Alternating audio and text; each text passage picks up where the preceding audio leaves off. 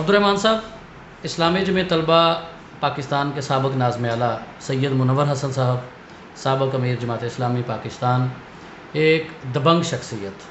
ان کے بارے میں ہم نے جتنا بھی پڑھا کہ اس سے پہلے وہ NSF کے اندر تھے غالباً اپنے اسٹوڈنٹ لائف کے اندر، پھر انہوں نے اسلامی جمعیت طلبہ کو چوز کیا اور پھر اس کے بعد وہ جمعیت سے نکلے تو جماعت اسلامی کے اندر آ گئے اور اس کے بعد اس کے امیر بھی منتخب ہوئے اور اب وہ اللہ کو پیارے ہو گئے. میں آپ سے، آپ کی پوری تنظیم سے اس کی تعزیت کرتا ہوں. انا للہ و انا الیہ راجعون. اللہ رب العزت ان کو جنت الفردوس کے اندر اعلیٰ مقام عطا فرمائے. آپ نے ایز اے ناظم صوبہ، ایز اے کارکن اور پھر اب جنرل سیکرٹری اسلامی جمعیت طلبہ پاکستان، یقیناً آپ کی ان کے ساتھ بہت ساری ملاقاتیں ہوں گی، تو آپ نے انہیں کیسی شخصیت پایا اور آپ نے کیا سیکھا ان سے؟ ہماری ان کے ساتھ مختلف سطح پر، جب میں کارکن تھا اس سے لے کے رکن بننے تک مختلف ذمہ داریوں میں مختلف ملاقاتیں ہوئی ہیں. گاہے بگاہے کسی پروگرام میں، کسی جگہ پر ملاقاتیں ہوئی ہیں.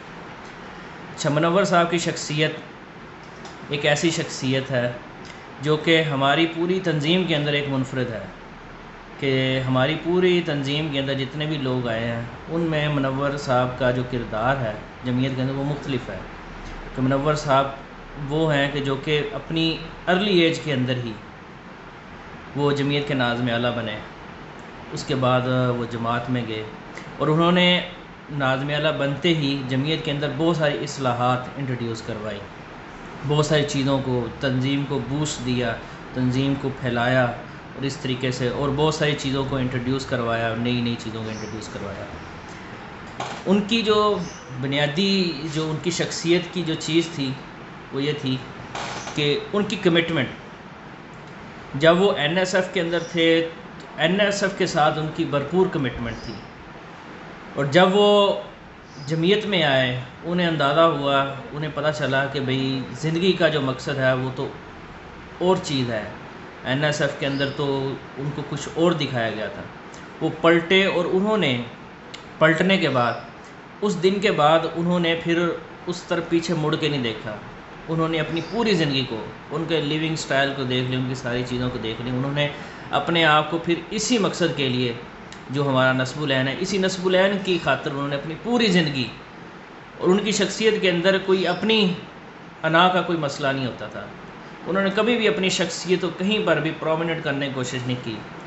نظم کے اندر رہے، نظم کے فیصلوں کو مانا، نظم نے جہاں جہاں ذمہ داری لگائیں انہوں نے اس کو انجام دیا، اور اسی طریقے سے انہوں نے اپنی پوری لائف گزاری. یہ ایک چیز ہے اطاعت جو اس کی.